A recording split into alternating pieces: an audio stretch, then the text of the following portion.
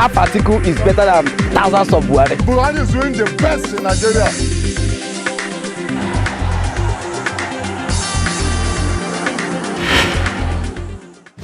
You're still watching A Dance of Democracy right here on Rootstv Nigeria. My name is Gloria Oje Emode. The March 9th elections are still a topic of discussion all over this country. INEC has continued to release results of various candidates who have won in governorship elections and state houses of assembly. But the ones that seem to be making a lot of buzz are the governorship elections in various states. For example, we know that the results of at least 6 states have been declared inconclusive. What does that mean? And then there were quite a number of surprises and some pretty contentious states that could possibly, we would see either protests, litigations, and so on. Those are the things we are discussing right here on Dance of Democracy. And to continue this discussion with me is Max Oga. He is a legal practitioner and a political analyst. Welcome, Mr. Oga. Thanks, Gloria, for having me. All right. With the March 9th election now behind us, were there any states you would say were a surprise for you? Were there any results that stuck out for you? And of course, Rootstv made a lot of predictions here and there. Were they, states that you had predicted, but it, predicted certain results, but it was completely different when the results came out? Let's have your thoughts on that first. Yes. Number one, Akwa Ibom State. Oh, really? In the south.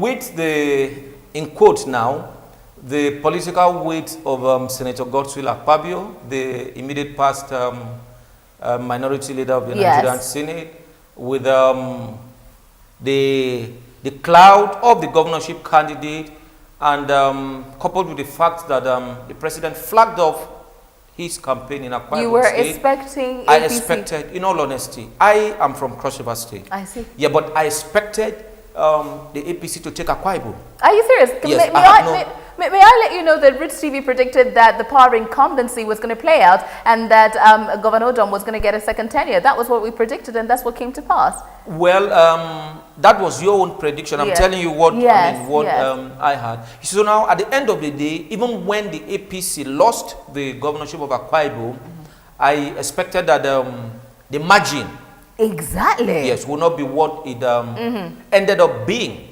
Of course, another state that came onto me as a surprise. May I ask you on Akwa Ibom, because it's your state here, why was the margin so surprising for you? There's about 300,000 vote difference. Why was that such a surprise for you? Because prior to that election, some people assumed there were some chatter in certain positions, certain quarters in Akwa Ibom that the APC could try to use federal might to muscle, the election. Some people even worried if the APC, with, of course, Vice President Yemi Osinbajo having visited your state, they thought maybe no, they I'm from could Cross River. Okay, yes, of course, Akwa Ibom, sorry, could haven't visited the state. It could have tilted a little bit, but that's 300,000 vote margin. Yes. Do you 300,000 with the APC winning only one local government? Only one local government. You sound like it feels like Only foul one. play could have been a play. No, not foul play. Now, the conclusion I've reached after the elections is that the good people of the southeast and the south have a very strong resentment for the APC. I see. Oh, yes. Our people didn't even look at the quality in the personality of those who ran for various positions under the APC. Our people went with the PDP, even when the PDP presented people who relatively were not as sophisticated as those presented by the APC. The people went with the PDP. Now let's move to Delta State. Thank you. That's another On a good day, it is not very easy for someone from Delta North, where the incumbent comes from, to beat someone from Delta Central in an election, because the Urobos are in majority in Delta State. And now, looking at the margin, about 552,000 of course for the incumbent, as a matter of fact, Ifeanyi against 100 and something thousand for a man like Gredo Guru, who before now had run for these same positions under political parties that were less popular, but he had more votes. What is it about? What is it about this particular election in Delta State with these two candidates that's shocking for you? For example, by the calculations we have, is actually 700,000 vote difference between the two of them. Oh, okay. 700, yeah, so it's a very huge difference. Some candidates in some states didn't even poll that much. Oh, sure. In Cross River State, the governor of Cross River State won with 381,000 votes. Yes. So that's right. He pulled 381,000 votes. His opponent had 131,000. So the difference was 250,000. But here you have a difference of over 700,000. Over 700,000. So it was a big surprise. I expected the margin, given that someone from a majority ethnic group was running with someone from a minority ethnic group. But with all due respect, you remember in the presidential elections that people from the polling unit of Atiku Abubakar voted against him, which a lot of people were shocked that your own people would vote against you in a presidential election. So is there even a possibility that Ogboru is not entirely accepted by his own people, and that maybe the Urhobo people would have favored the incumbent governor? Yes, what I will hazard here, I hope that's the proper word, is that the Nigerian voter gives preference to political party affiliation as opposed to ethnic affiliation. I take you back to Cross River State. The APC governorship candidate, Senator John Owaneno, comes from a Tung local government in Cross River Central. I see. Now, the incumbent, Professor Benayade, had over 6,000 votes from his opponent's local government. His opponent had 3,000 plus votes from his own local government. Right? Which means the average voter from the APC candidate's local government preferred to go with his or her political party. But okay, as opposed to her brother. So the same thing may have happened, because you have a lot of big wigs in Adamawa who are of the APC extraction. Yes. So they all supported their party. But before we leave Adamawa, I'll say something else. I am a beneficiary of Atiku Abubakar. I have studied Atiku Abubakar like a book. Okay. I have books in the market on Atiku Abubakar. I've had a long-standing relationship with him, so I can tell you for free that an average Adamawa man does not like Atiku Abubakar. Why? Yes, a lot of people cannot tolerate his successes with his limited education. I see. Yes, he has done well for himself. So out of envy, a lot of things you hear people telling you, the man is corrupt, the man is this, is envy. Oh yes, I see. It's envy. Now forces from Adamawa stopped him from being the #1 custom man when he was in service. They fought him when Obasanjo chose him as his running mate in 1999. But I think, what does that say about a person when your own people don't exactly like you? No, it is said that a prophet is with honor except in his home. I see. So we can take it from that point of view. Remember that in 1999, the people of the Southwest, including the people of Ogun State, refused to vote for their own son, Olusegun Obasanjo. True. They all voted for his opponent, Olufalaye, who ran under the joint ticket of APP-AD. True. All People's Party and Alliance for Democracy.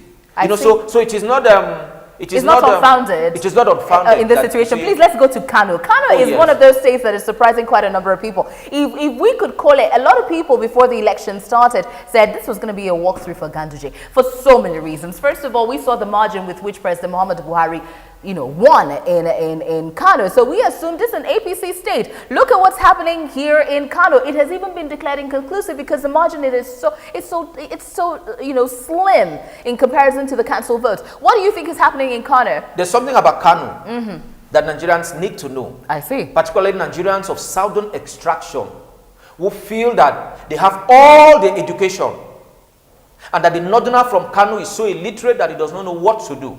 What Southerners need to learn from Kano is that the Kano voter is very, very savvy. I see. Politically. I see. Right? Now, the Kano man went all out for Muhammadu Buhari in the presidential election.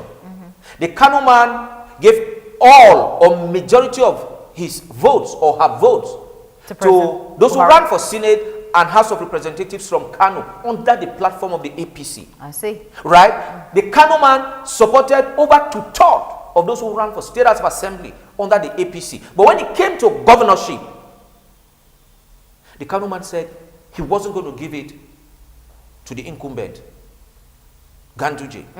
You know, so the Kano man does not vote blindly along party lines the way an average voter in Cross River or Akwa or Anambra do you think the Kano man's voting pattern was affected by the bribery scandal that surrounded Ganduje? Because a lot of people say the Northerners are so particular about integrity. Do you think that could have played out here? No, I take you back. I take you back memory lane. Please do.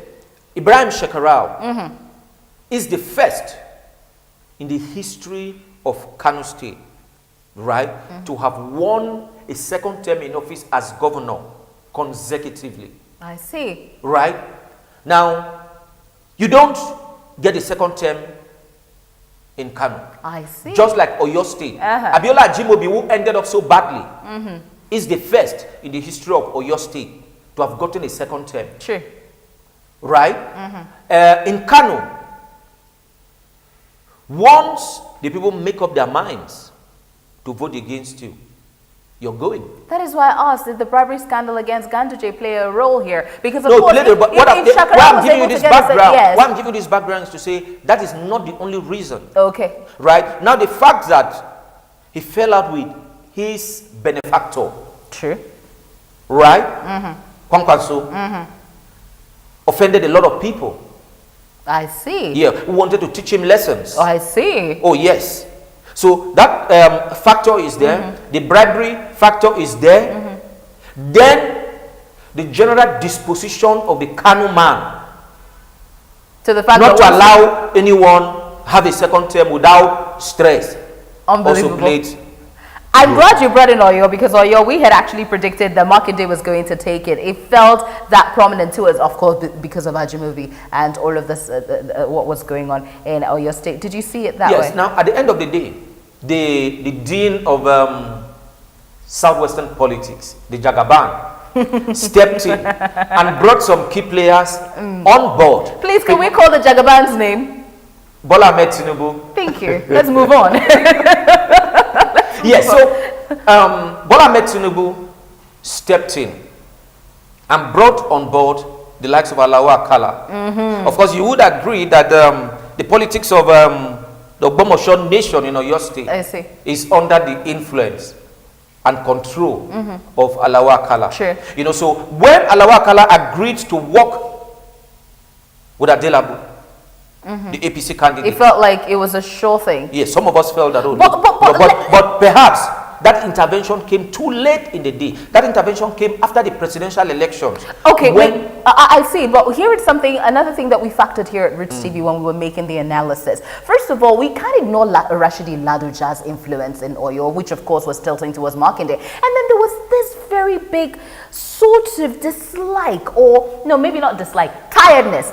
You know, we're done. That kind of idea of we are tired. Like of Kwara to say, exactly. Well, you know, exactly. Enough is enough. That's the word. The old target, we're done with you and everything associated with you. So to us, with that kind of energy coming from Oyo, because we spoke to a lot of people from Oyo State origin, they literally said this could go very much Makinde's way because people are just exhausted. People resent, you know, the governor as it is. So probably that was quite easy for us to call Makinde. But it's interesting that you believe that Alawa Akala influence could have played a huge role here. Now, while not underplaying the influence of Ladoja, you must also look at people's influence based on the population of the areas they have influence over. Makinde was very powerful in Oyo Central. No, I'm coming. Yeah. Ogbomosho has a large voting strength. Yes, of course. Right? You know, so some of us took it for granted that once you have someone who has a stronghold, I see. that you'll be able to make a numbers, strong impact. The numbers. But and of course, we all got it wrong. Well, we did get it right here at Rootstv, so thank you very much for that. In fact, as a matter of fact, Rootstv predicted some states all accurately. All the states that we predicted were going to, you know, for example, Lagos was very straightforward. Imo State, we predicted he had your hide in Imo State. That was how it panned out, really, because of the APC drama that was going on. We knew it was going to split the votes. Oyo, definitely. Makinde felt more like it. And Akwa Ibom, we went with the incumbent, so we're correct in those. You know, not no Sprite for you, no Fanta for you for your prediction on Lagos, because it was a done deal. It was a done deal, really. Okay, so let's wrap this up with what happened in the Southeast. There was absolutely no surprise in the Southeast. I mean, let's talk about. No, there was a surprise in the Southeast that a two-term senator, a former spokesman of the Nigerian Senate, Senator Yogwezi, will run a governorship election and score only 10,000 votes. I can't even believe that you. Of course, Enugu State is a state I know very too well. First of all, PDP controls Enugu State. Number two, and this is a state to a large extent that they go with the incumbent. However it works. Have you ever seen an incumbent in Enugu State serve one term? Please name one. No. I'm talking of the margin. And look, because until like 2-3 days. If you were in the Senate for 8 years. You must have had aides for these 8 years. He was an APC. You have in-laws. He was in the APC. You have schoolmates. So what happened? He was in the APC. 10,000 votes. That means you didn't even get all the votes from your local government of origin. He was in the APC. People in Enugu State are not very particular about the APC. And let's not also forget that. Let me teach you something. Yeah. They refer, people from that part of the country refer to APC as Patinka Ugu Hausa or Patinka Boko Haram. So I mean, the party that belongs, well, the party for the northerners. Yes. Well, there are sentiments like that, although I haven't heard them say that. But, you know, like I kept saying, he's in the APC. It was, you know, in Enugu State, they really do not vote about when it comes to your character. Once the incumbent has anointed you in succession, you are going to win. There really wouldn't be much of a contest in that situation. But I would say, Mr. Max Oga, you have been a fantastic sport. Thank you for coming here on Dance of Democracy. Please go ahead on our comment section of this video and tell us your thoughts on the results released by INEC for the governorship and state houses of assembly polls. We want to know if there were surprises, what your predictions were, if you were correct, and so on. My name is Gloria Oje Emode, and you're watching Roots TV Nigeria. Half article is better than thousands of Buhari. Buhari is doing the best in Nigeria.